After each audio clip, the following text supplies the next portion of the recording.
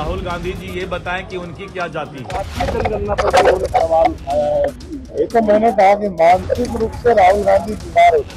देखिए, लालू जी अभी स्वस्थ हैं, लेकिन अभी से उनसे कमान छीनी जा रही है और जबरदस्ती लालू जी से सारे अधिकार तेजस्वी जी ने ले लिए।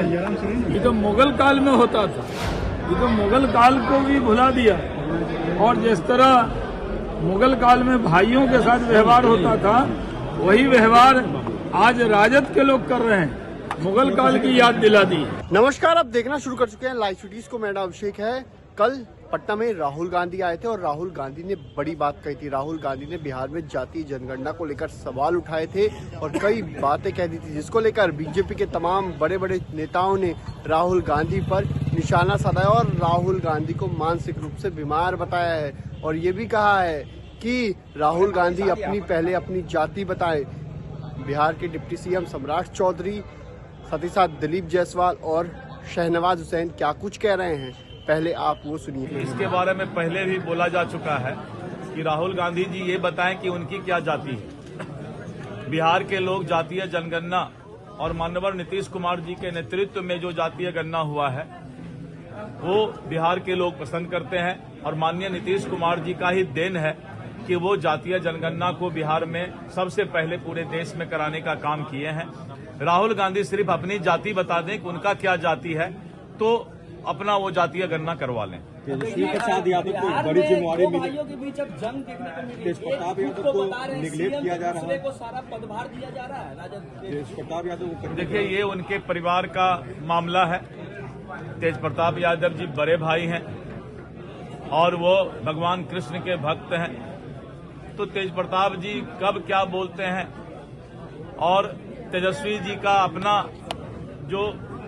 अपने जीवन का जो उनका सपना है, तेज प्रताप जी और तेजस्वी जी दोनों के सपना में कितना दूरी है, क्या है, ये वो परिवार ही बता सकते हैं। नाइंसाफी हो रही है, लग रहा है सर तेज प्रताप यादव। अब मैं अब ये बोलूं कि तेज प्रताप जी के साथ नाइंसाफी हो रही है तो आप लोगों को बहुत अच्छा लगेगा, लेकिन तेज प्रताप जी भी कर्मयोगी बने और आगे बढ़ने का काम करें। बड़े भाई हैं, बड़े भाई का रोल निभाएं।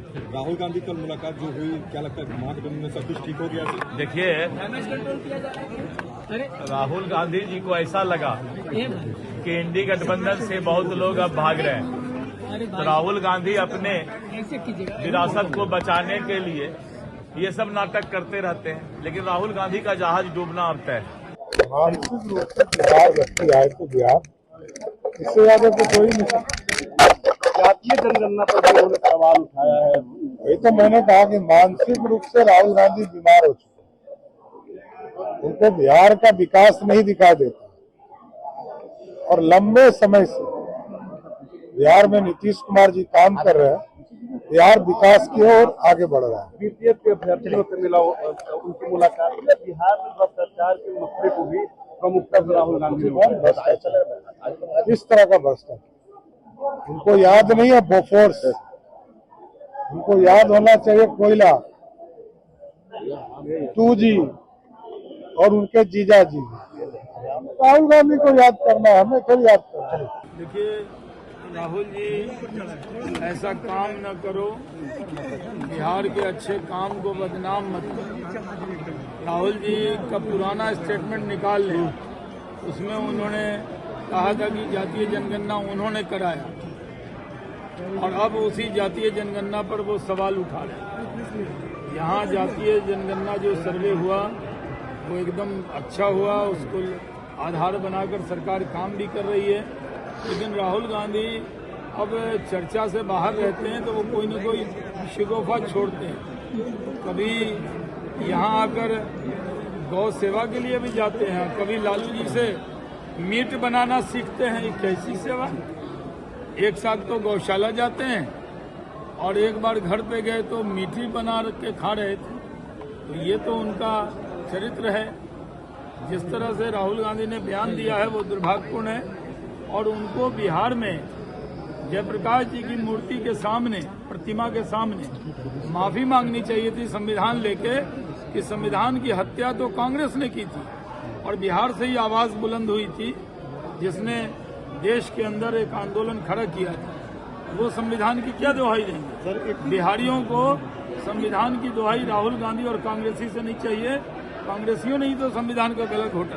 एक और सवाल है कि चक्कर में लगी हुई कांग्रेस डैमेज कंट्रोल करने महागठबंधन डैमेज कंट्रोल करने के चक्कर में लगे राहुल गांधी की मुलाकात नहीं, कांग्रेसी नेता जो प्रदेश के हैं वो तो कहते हैं कि हम बड़े तीसमार खां हैं, अलग अलग चुनाव लड़ेंगे, और राहुल गांधी जाकर सीधे लालू जी के सामने जाकर नतमस्तक हो जाते हैं।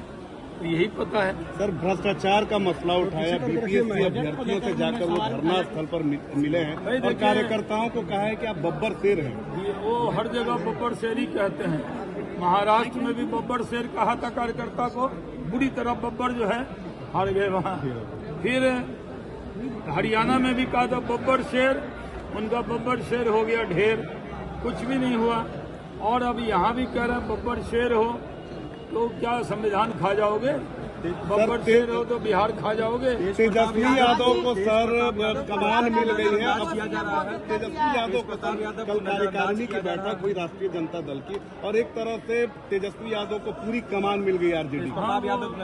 देखिए, लालू जी अभी स्वस्थ हैं, लेकिन अभी से उनसे कमान छीनी जा रही है और जबरदस्ती लालू जी से सारे अधिकार तेजस्वी जी ने ले लिए। ये तो मुगल काल में होता था, ऐसा तो कभी नहीं होता था। ये तो मुगल काल को भी भुला दिया। और जिस तरह मुगल काल में भाइयों के साथ व्यवहार होता था, वही व्यवहार आज राजद के लोग कर रहे हैं। मुगल काल की याद दिला दी। तो आपने सुना कि बिहार के डिप्टी सीएम सम्राट चौधरी, बीजेपी के प्रदेश अध्यक्ष दिलीप जायसवाल और शहनवाज हुसैन, पूर्व मंत्री शहनवाज हुसैन ने क्या कुछ कहा है, राहुल गांधी पर निशाना साधा है और साफ साफ कहा है मानसिक रूप से बीमार हो चुके हैं। पहले राहुल गांधी अपनी जाति बताएं। बने रहिए लाइव वीडियोज के साथ, हमारे यूट्यूब चैनल को सब्सक्राइब करिए, फेसबुक को लाइक करिए। धन्यवाद। कि राहुल गांधी जी ये बताएं कि उनकी क्या जाति है। जनगणना पर उन्होंने सवाल उठाया है। ये तो मैंने कहा कि मानसिक रूप से राहुल गांधी बीमार हो चुके हैं। देखिए, लालू जी अभी स्वस्थ हैं, लेकिन अभी से उनसे कमान छीनी जा रही है और जबरदस्ती लालू जी से सारे अधिकार तेजस्वी जी ने ले लिए। ये तो मुगल काल में होता था, ये तो मुगल काल को भी भुला दिया।